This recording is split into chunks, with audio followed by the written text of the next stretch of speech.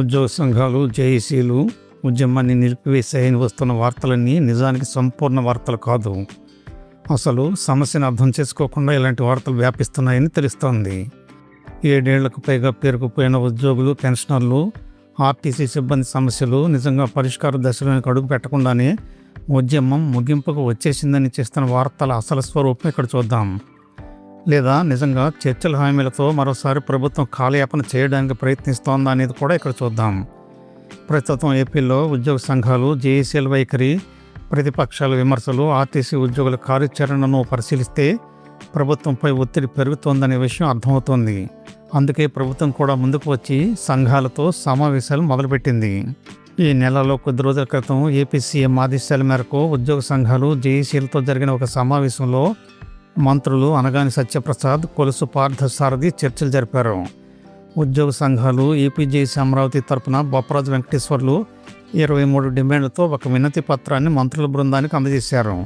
ప్రధానంగా 12 PRC ఏర్పాటు, IR మంజూరు, 5 DADL విడుదల, పెన్షనర్లకు తగ్గించిన 3% అదనపు క్వాంటం పెన్షన్ మంజూరు, 30,000 కోట్లకు పైగా ఉన్న పెండింగ్ బిల్లుల చెల్లింపులు, అవుట్సోర్సింగ్ ఉద్యోగుల జీతాల పెంపు, ఒప్పంద ఉద్యోగుల రెగ్యులరైజేషను, గ్రామ వార్డు సచివాలయ ఉద్యోగులకు నోషనల్ ఇంక్రిమెంట్లు, సిపిఎస్ ఉద్యోగులకు ఓపీఎస్ ఉత్తర్వులు, కారుణ్య నియామకాలు, హెల్త్ కార్డుల సమస్యలు, ఆర్టీసీ విద్యుత్ బస్సుల సమస్యలు వంటి అనేక అంశాలపై వారు చర్చించారు.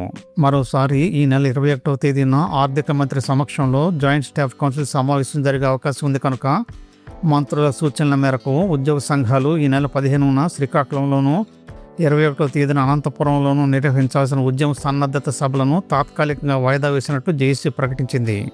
ఇది జరిగిన మరుసటి రోజే ప్రభుత్వం సిపిఎస్ ఉద్యోగులకు ఓపీఎస్ అమలు చేసేందుకు జీవో నెంబర్ 53 జారీ చేసింది.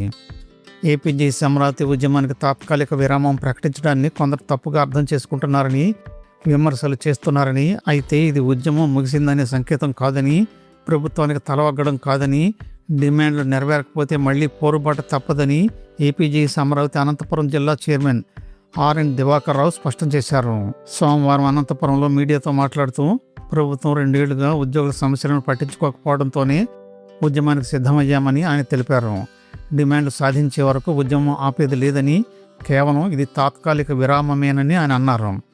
ఈ నెల 21న జాయింట్ స్టాఫ్ కౌన్సిల్ సమావేశం నిర్వహించి అన్ని ఉద్యోగ సంఘాలతో చర్చించి సమస్యల పరిష్కారానికి చర్యలు తీసుకుంటామని మంత్రులు హామీ ఇచ్చారని, అందుకే ఉద్యమానికి తాత్కాలిక విరామం ప్రకటించామని దివాకర్ రావు తెలిపారు. అయితే ఉద్యమ కార్యాచరణ మాత్రం పూర్తిగా నిలిచిపోలేదని, హామీలు అమలు కాకపోతే మళ్లీ నిరసనలు మొదలు పెడతామని ఆయన స్పష్టం చేశారు.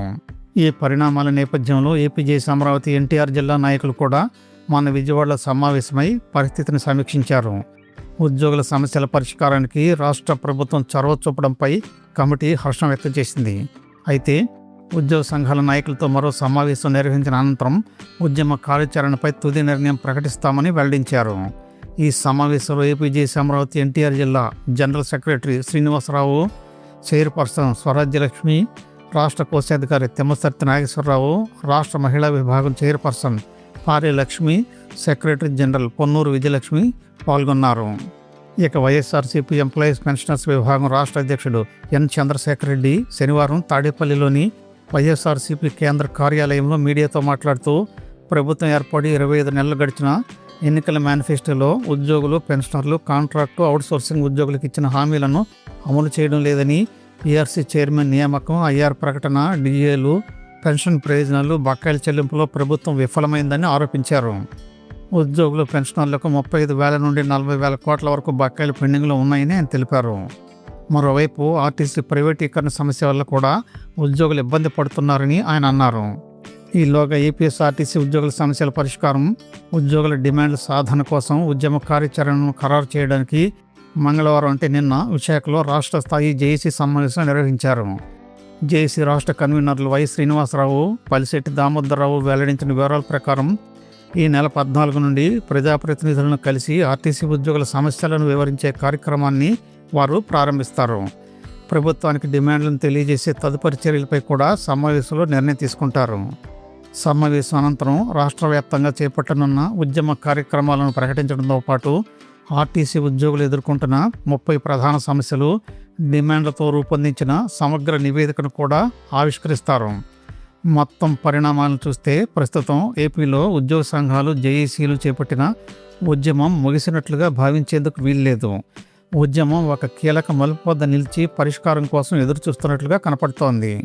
ఒకవైపు ప్రభుత్వ చర్చలకు ముందుకు రావడాన్ని ఉద్యోగ సంఘాలు స్వాగతిస్తున్నప్పటికీ మరోవైపు హామీలు అమలు కాకపోతే మళ్లీ ఉద్యమం బాట పట్టేందుకు ఉద్యోగ సంఘాలు సిద్ధంగా ఉన్నాయని స్పష్టం చేస్తున్నాయి. రాబోయే 21వ తేదీన జరిగే జాయింట్ స్టాఫ్ కౌన్సిల్ సమావేశం, అలాగే ఆర్టీసీ జేఏసీ చేపట్టబోయే కార్యక్రమాలు ఈ సమస్యకు ఏమైనా పరిష్కారం చూపిస్తాయేమో ఎదురు చూస్తే కానీ తెలీదు. వీడియో నచ్చితే తప్పకుండా సబ్స్క్రైబ్ చేసుకోండి, 10 మందికి షేర్ చేయండి, తప్పనిసరిగా లైక్ చేయండి. ధన్యవాదాలు.